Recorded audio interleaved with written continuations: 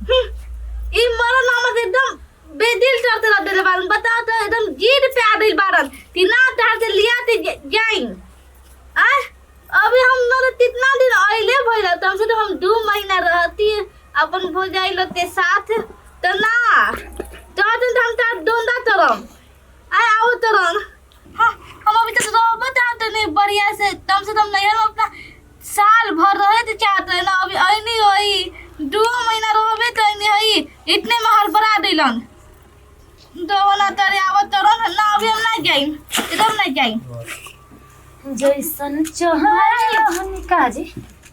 सुनो ना ई ना हमारे दोना तरे आवत तरन का हो ना हां फोन करे रहनी का। हां उहे से का हमरा के 4 वाली फोन आइबो तो हम ना उठैनी हम कोनी का कोनो बात भइल अच्छा बा सुनो का। भाभी तुम मना कर दिया नहीं तैसे ओ कहे जी हम अभी आइजा रहे थे बा। ठीक बा रहे के बाद हमनी के मना कइले वहां के रुक जे रहुआ समझाई बुझाई कि हां जे भी रह समझाई नहीं आई ते ना मन रहा क्यों लगता समझाइए जना। हम का समझाइम जी कोयन की मन बढ़ा के रखले बाड़ी जे जानते बानी कि रहुआ त आइले 7 महीना होई न गइल ओ बते पकड़ले भराई पे लागल बारू मन में तो लड्डू फूटते बस ससुर जाए खातिर बाकी हमरा के यहाँ नाक धुनल जाते ना जी। ना ना भाभी हमरा नहीं थी जाए तभी सब लड़की मरे ले ससुर जाए खातिर आ रौरा बानी कि नहीं हरे में कि कौन सुख मिलत हुए। ता भाभी तू हमरे भेजे देबू अजी समय रहते हुए कोनो चीज होला नु त निक लागेला ठीक नु। हमनी के त इन ससुर छोड़ के नहीं जाए के मने ना करेला जी।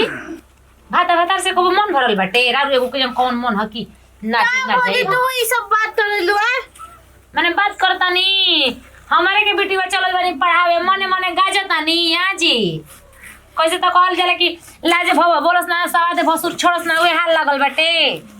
आई मना तो पहिले ही बस ससुर जाए खातिर भले हमरा बीर नौटंकी देखैले बानी पता ना तो क्यों ओकरा बुझाते नहीं कि नया नया शादी कईनी ओकरा तो क्यों मोह लागत हमारा प बुझाता कोनो नु चौकर बका हो विदाई कहते रही लो 10 दिन बाद क्या के विदाई नु हम आज के आज जाता नहीं आज के आज उनका के ना लिया नु तब हम बताओ तनी तो क्यों उनका बुझाता ये जो हमारे एकदम जवानी कड़कड़ातिया साली जी। हां जी बोली हेने तनिया वा लगाव हो गेल बाटे माने कि फरके रहबू। अरे ना ना जी माने जीजा के तनिको ख्याल नहीं खु रखत ना अरे हो ध्यान माने कि जीवन चाह तड़ू जीवन मांगा तड़ू तेवन हम तारा के देता नहीं। हाँ। बोला बोलावत ना तो जात काहे नहीं जा हम नहीं थे ना जाए थे मन तो हमरा हइजे रहे थे मन तो माने तो हम चल जाई। अच्छा लाग गेल बा मनवा जीजा में ना जीजा से मनवा डोले ना ना ना जी चल जा बोलाओ तुम मन उनका घबराहट हुई जी हम साली तो रहो इतना मजा आता रहा मैं। देखा अगर तू चल जीबू ना दुख बड़ा लागी। अरे ये हमरा तो बहुत दुख माने हम हइजे रही तो रहते टाइम से पानी मान लगी अब रहतड़ू तो कितना सेवा करतड़ू मांगतड़ू हई लियावा हौ लियावा देखा जइह मत बहाना कोनो मार दिह ठीक बा आतनी तो इसे हम बहाना मारी अरे भौजी लोग बोला था जे ना तू चल जा। अरे भौजी के बात काहे मानतड़ू अरे 30 सप्ताह तो माने कि हेनिया ताकल कर देखा फुल बदन प्यार करेला तारा से जीवन तू मंगले बड़ू तेवन लियल बानी। हां आ कहबू तो बोला बनारस वाला साड़ी तारा के किन दे ठीक ना ना ना आ सुना बताइए मत हमारे वाली के न तो बवाले मचे कि एक दूसरे के चक्कर चलता ना जी ना बताई ठीक बा ना। हां हां तो ठीक बा ठीक बा कि जइबू अरे अब हम की तो आज तो जाई दिन परी पाहुन आई दादा सुना अजी काजी बुची अरे का भइल कुछ ना अरे ये उजाल बड़ी कोनी पाहुन न कि तनी जाई ना यहाँ के गोल बनी खेता तनी खाना पहुंचैले आई। अरे बे हम आ बतिए नहीं हर जाना से फोन कइले रहूं हमरो को कहता उन कि ना भाभी इतना दिन गोला भइल माईओ सब के लिए खाना दाना नहीं खे बनते माने कि ना जाए तो हम ना काम चल जाई ना खेता खाना पहुंचैले आई अमाले घर दुआरे बानी त तनी मनी क दही ठीक बा भाभी ठीक जाई आ जाके तो तैयार होखी आवत हमारा दुल्हा फिर मैं जात निमन से तनी समझ हम ठीक ना ठीक इना के नहर में घूम घूम के त कुल चेहरा कराउना के खराब कर लेले बानी। अच्छा जाई आप जा तनी आ जाके हलवाइया पले जाके मिठाई उठाई ले ले आई ना तो यहाँ तरह दुलावा ये तरह शिकायत करल ना और करे लगी हन। ऐ सोनम भूला न जोई हो पियावा के प्यार में। कहाँ बड़ू है भौजी? अरे बोला कि खुश रही खुश रही खुश रही। का हाल बा? सब ठीक है बा, बस हम आई रही कुछ दिन खातिर घूमे। अच्छा अच्छा सोचनी है कि चलो बच्चर के सबके छुट्टी रहे तो कहनी है कि चल चले हमर की दुआरिया पर बती आई। हाँ काहे ना चली ना जी। आई आई आई बैठी आई। चली छोटकी अरे छोटकी ए भौजी आओ तनी दीदी बोलो आ गइलम पाहुन जी। भौजी ये दादी भी का करे लगली है? छोहाड़ा चोरा के खाता नहीं का जी? देखी ना पाहुन जी आई बड़ा लई क्या भई क्या और यू बिया का जी? जी पाहुन आई जी हो पाउन का आई, है आई। जी? अरे भाई दूर लाग तनी की ठीक बा ठीक बा। मीठा पानी ना लेंगे जी? ए सुना ए जगह में रहबू कि चलबू? के अरे नानू जी सोचने जरूर अरे आज भर रही खाई पी लग पिसने हवा देतनी यो ना पाहुन जी अजबे करे लन। अभी तो आवते बारे दुरियाले गुड़े नहीं दुरियाले गुड़ जाई जाए मना गरा गुल बड़ी ए जा। हो भैया के न धन खाता नी हां बुझे उंजाई जी मीठा पानी आ दे जा ऐसे हम कहल लाओ ना तो। हिरे के खाइल पियल लागेला समझ गई ना। जाय दी बड़को पाहुना के 10 दिन से रहते बानी रोरो रही हमारा रहे के मन नहीं खे जाए बरा काहे? प्यार वार कराई जा हम। जी के खाई ना मिली अरे हाँ पानी पे न रही हनी ऐसे ए महाराज रो रही अपन आनमन जी हो जाई रो घूमी फिरी आ तू का मतलब रोज कितना भौजी तो ना एक ही काम रहे देखा तो नते डगलन के जूता त चप्पल धोवे के ले ले। अरे मैं नते जाके उठो के पीछे गिरले रहसन जाते धो देतनी फिर ना तो कल पढ़े जाए के बेर लगे सन नौटंकी देखाए कि कपड़ा गंदा बोगे मीठा पानी पिए जा। हां इनका इसी तबीयत खराब रहेला खोज खोज के काम करत रही खाली फालतू के। आवत जी हम तनी ठीक है। पानी लेके जाई ए है ना सुना है ना ता भईली ई बताई रो से रहल दिल ना हो आए रो तो समझे नहीं मत आई में रहल याद नहीं है चलब कि ना चुपचाप? तो अभी हमारे बार इतने जल्दी मारे नैहर में अपन तो ना रुकेला नैहर में आता ना दिन रुकबू ओ जाके देखी ओ जगह तो बा।